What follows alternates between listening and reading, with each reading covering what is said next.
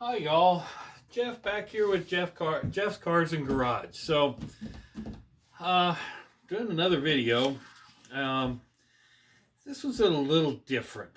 Um, we talk about, I've talked about, repairing cars, and a lot of my videos are, doing, trying to, repair some of the things that are going on. But I'm going to talk a little today.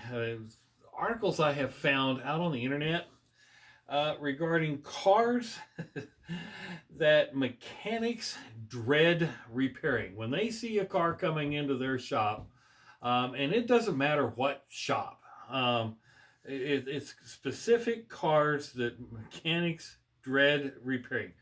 And there's 15, and we're going to use the top 15. Now, these aren't in any specific order, and I have pictures of some of them, but some of them are just generalized. So, starting with number one on the list is the Jaguar XJ12 from the 70s and the 80s. And so I'll flip the laptop around, and while the car itself is it's a beautiful car, and I've owned a Jaguar myself, but I've owned the XJ6, the one with the 6-cylinder engine, and they're not the most reliable car, but the XJ12 with the V12 engine. Can you imagine trying to work on a V12 engine in that engine compartment? Yeah, pretty tight. The next one, it's quite interesting, is the Mercedes 600. Now, this car was built from 63 to 81. And people like Elvis and Jay Leno, well, Jay Leno still owns one, John Lennon, and several other, movie stars and entertainers and things like that, as well as dignitaries have owned this car. This one happens to be the Grosser limo, or the 600 Pullman. Let's see, which one is this. This one's the Grosser. Then you have the extended wheelbase Pullman. Now, mechanics don't like this because they've got very complicated hydraulic suspension systems, which were later used again in the W140, but they made them less complicated. But this is a 6,500 to 7,200 pound car, and repairs on this can be very, very costly. The next car is a Mercedes as well, but it's more modern. It's the CLA 250. Now, this one, from what I've found, is it's really described as 140% worse than the average car in terms of reliability. It's got engine glitches, and just continuous reoccurring issues. And when this car came out, I actually liked it. I thought, man, this is a car that, typical, middle income consumers can afford to buy, and it also came out with the lighted star in the grille. I even probably still have a brochure of the first generation of these, but consequently, mechanics apparently don't like it. The next car, and this is not really a surprise because there's not that many of them made, is the Porsche 928. Now, in today's times, these are talking about, mechanics really don't like them because this car was built in late 70s and early 80s. In today's world, there's a lack of parts, and the parts are expensive because there wasn't that many of these cars made, and they weren't the most phenomenal performance car by Porsche, but it's an expensive one to repair, and getting to down to the nuts and bolts of it, a little hard to sometimes diagnose it. The next ones, this is just a general overall and mechanics, in shops outside of the dealer. Dread is Chrysler, Dodge, and Jeep vehicles, and that's more the modern ones.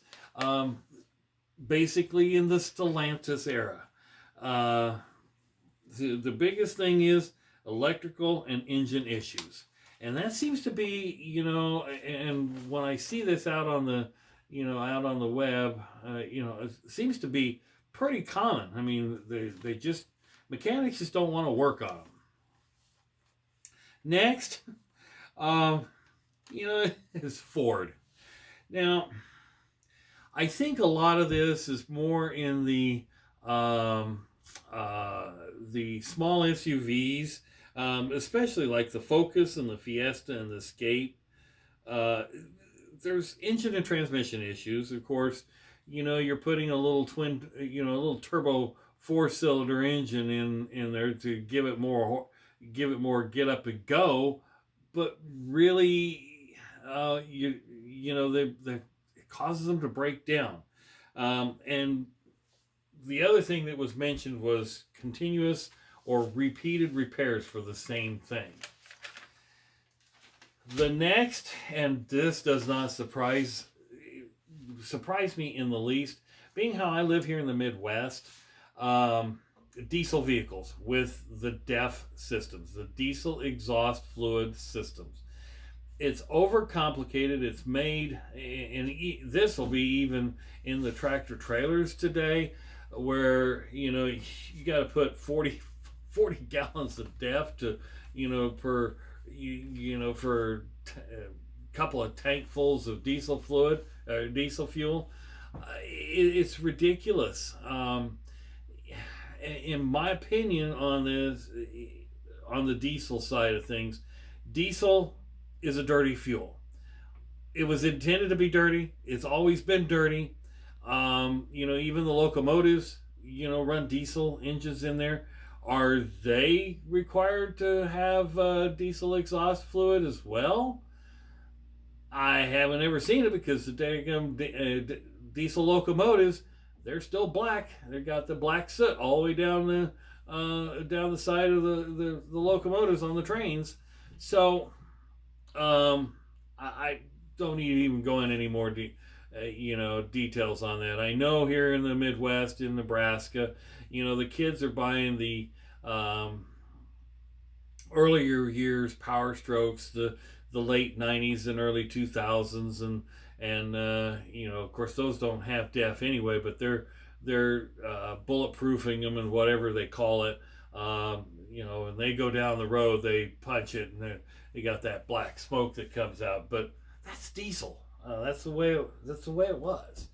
The next, I won't have a picture of it because it's a modern car, is the Mini Cooper.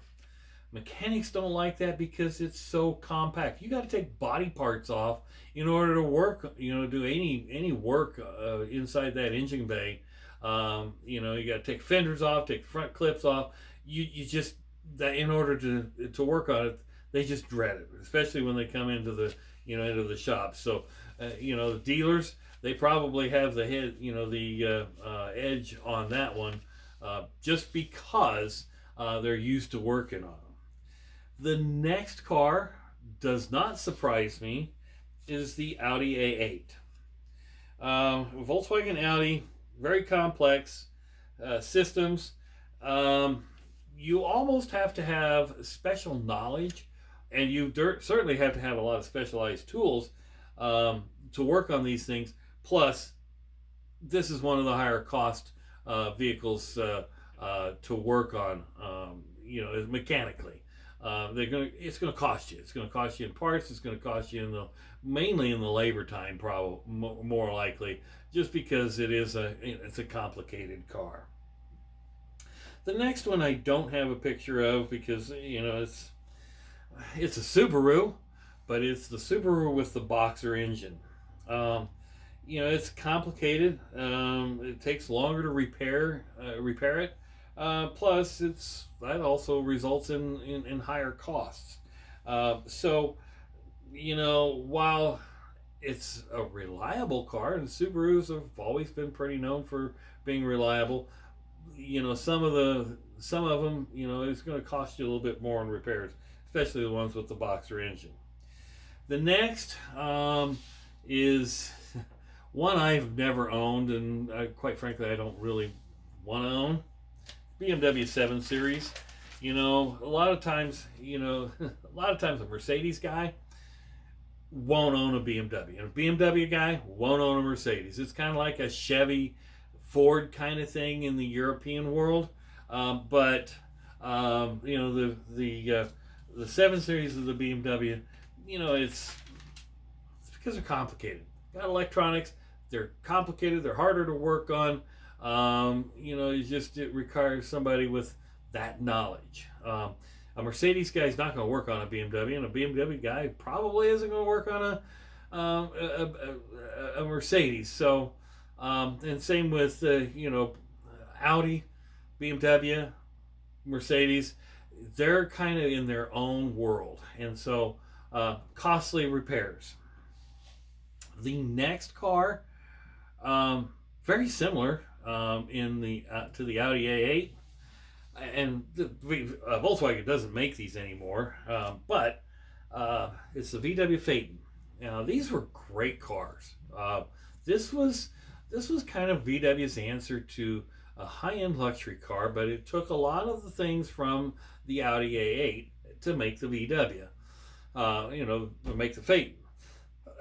However, again, it goes back to electronics, and much like even the EOS convertible that I had, difficult to diagnose, constant repair issues, and the repair issues that you're going to continue working, you know, having to do, they're going to be costly. But it is a stylish car. It looks nice. It was VW's high end at the time that it was made. The last three I don't have pictures of, but pretty much everybody knows what they look like. The newer models of the Chevy Camaro. Now this surprises me, and Camaros and Firebirds back in the day when I was growing up, you know, in high school and college age, they weren't really complicated to work on, and they're really not that complicated to work on because it's a GM product.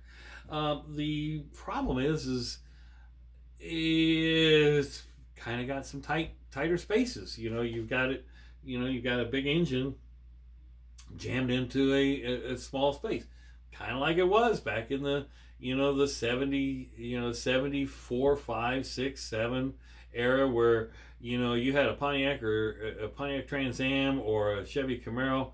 The Pontiac Trans Am, if you remember back in the 70s, you were jamming a 400 cubic inch engine in a small engine bay, or a 455 engine into a small engine bay. Excuse me. You did not have enough room to work. And newer model Camaros, same thing. So again, mechanics, the newer models, they just kind of cringe when one comes in to get worked on. The last two, well, the next one on the list, Land Rover and Range Rover. And you'll see this out on the internet all over the place. Probably the Land Rover, and I know by experience, because my daughter had one. She had an LR4. It's the reliability. Electrical issues, suspension issues, just typical British engineering. They spend more time at the shop than on the road.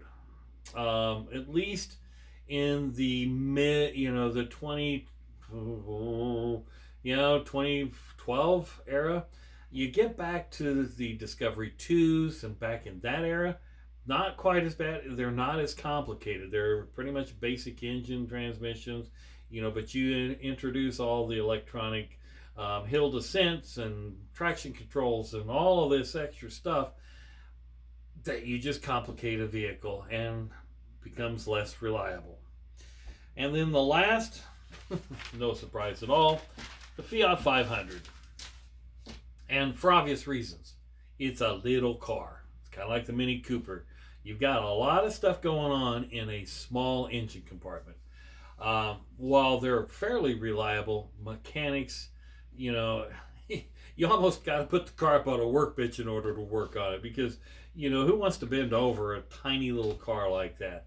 You know, automatically put it on a lift and lift it up a little bit so it's, you know, you've got whatever you're working on right here. But again, the Fiat 500, you got to take body parts off in order to work on it. So, folks, there you have it. The 15 cars mechanics dread repairing. You know, a lot of mechanics, probably in some of the independent shops, they don't want to see these cars coming in because, you know, for the obvious reasons. You know, some of them for the most obvious reasons. They're just small and too difficult to work on, or you just can't get access to what you need to do. So, folks, there you have it. If you haven't subscribed, hit subscribe. Share this with your friends if this is interesting information to you. Put your comments down below. I appreciate it. You know, I try and respond to the comments. I continue my channel to grow. You know, I always try to come up with different content, but this way, you know, these are things that, you know, I find out on the internet that I'm seeing articles on this stuff, and I think, oh, people might like to hear that, because, you know, sometimes you don't see those articles. So have a great day. Happy New Year. Hope your 2025 is prosperous. Thanks for watching.